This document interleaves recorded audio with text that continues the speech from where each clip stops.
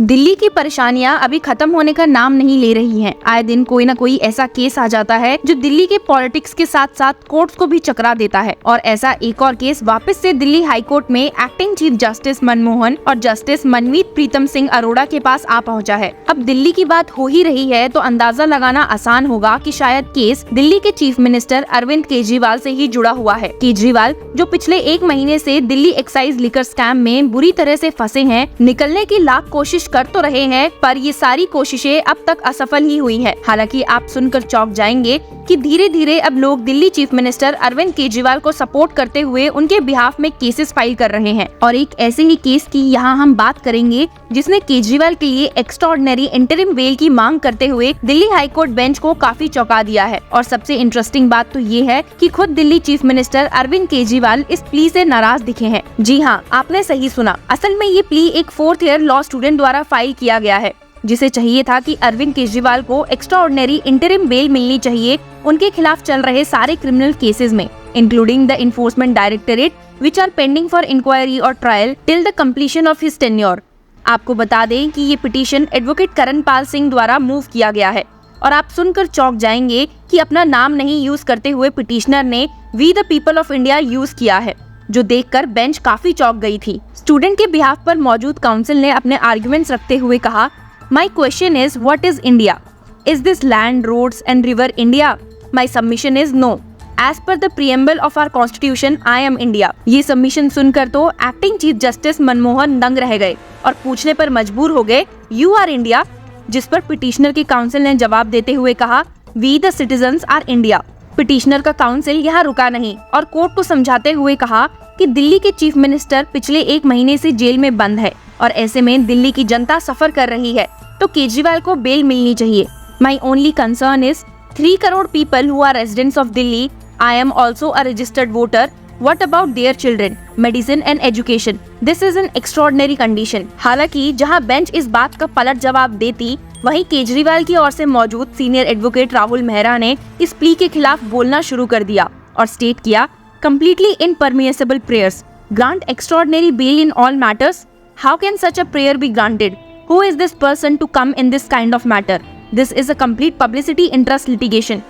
Very sorry state of affairs. Delhi high court bench तो इस point पर काफी गुस्सा हो गई और पूछने पर भी मजबूर हो गई कि भला पिटीशनर लॉ के लेक्चर्स अटेंड भी करता है या नहीं। Bench stated, does the petitioner have good attendance in law school? It seems he does not follow the principles of law. We have said earlier, at times personal interest has to be subordinate to national interest. हालांकि petitioner इन सारी बातों के बाद भी शांत नहीं बैठा और कोर्ट को चौंकाते हुए बोल दिया कि वो दिल्ली चीफ मिनिस्टर अरविंद केजरीवाल के बिहाफ पर श्योरिटी लेने के लिए तैयार है कि वे विटनेसेस के साथ छिड़खानी नहीं करेंगे। जी हाँ, आपने सही सुना। पिटीशनर के काउंसिल ने बेंच को जब ये बताया तो बेंच ने तो अपना आपा ही खो दिया और पिटीशनर को फटकारते हुए कहा, you will give personal bond as surety? You will ensure he won't influence witnesses? Who are you? How can you say all this? The petitioner holds no power of attorney for respondent number 5 Kejriwal to make such statements or hold personal bonds. इस मौके पर केजरीवाल की ओर से मौजूद senior advocate Mehta कहने पर मजबूर हो गए कि अगर केजरीवाल को कुछ दिक्कतें महसूस होंगी तो वे खुद ही कोर्ट के सामने पेश हो जाएंगे और उन्हें किसी की जरूरत नहीं है।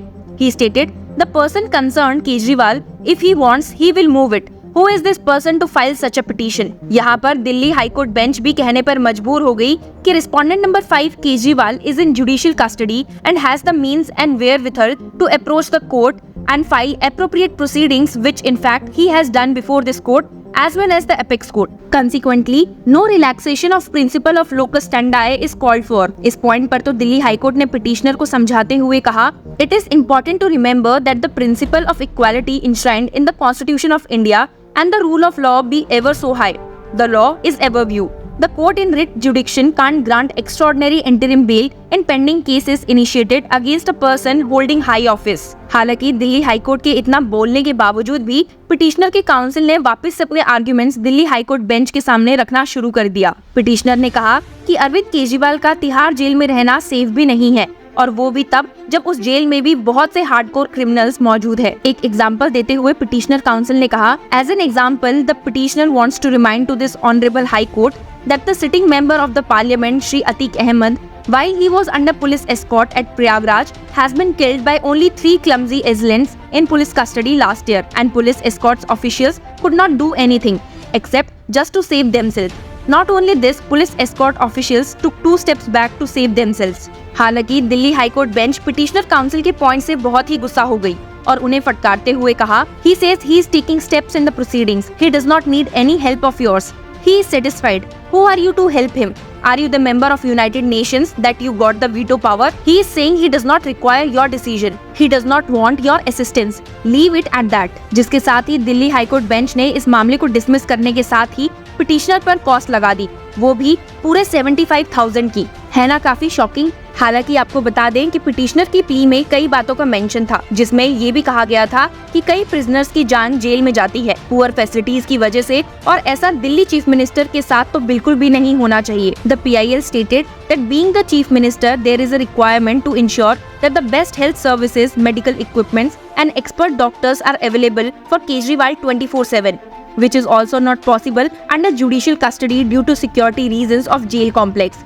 It is added that the jail authorities and the police officials cannot ensure Kejriwal's safety and security because they are not well trained for the same job. जिसके साथ ही पिटिशनर ने प्ली में स्टेट किया था that at the same point too, the petitioner wants to remind this honorable High Court that the safety and security of the respondent number 5, that is the Chief Minister of the NCT of Delhi, are in much danger because he is confined between hardcore criminals which are facing the criminal cases of rape, murder, dacoity and even bomb blast too.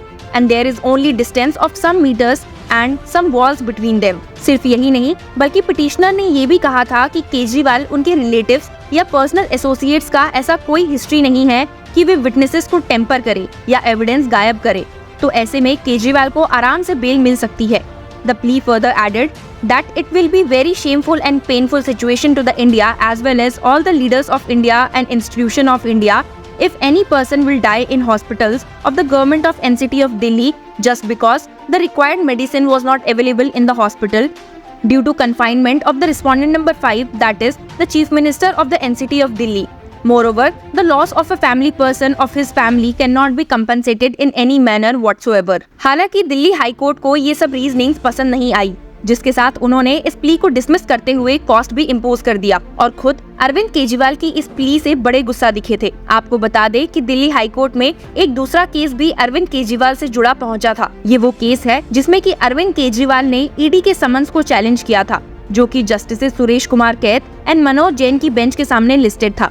Arvind Kejriwal has also challenged the constitutional validity of certain provisions under the Prevention of Money Laundering Act in regards to arrest, questioning and grant of bail. तो जहां लोगों को इंतजार था कि इस case में क्या आर्गुमेंट्स देखने को सुनने को मिलेंगे, वहीं दिल्ली हाई कोर्ट की बेंच ने इस केस को मई 15 के लिए लिस्ट कर दिया है। तो देखते हैं कि आने वाले दिनों में किसी भी केस में अरविंद केजरीवाल को क्या राहत मिलती है या नहीं। इसी के साथ आपको ये भी बता दें कि अरविंद केजरीवाल की जुडिशियल कस्टडी 23 अप्रैल को खत्म होने वाली है। तो देखना ये है कि क्या अरविंद केजरीवाल जेल से निकलेंगे या नहीं। Till then keep following law Chakra for more such news and legal update.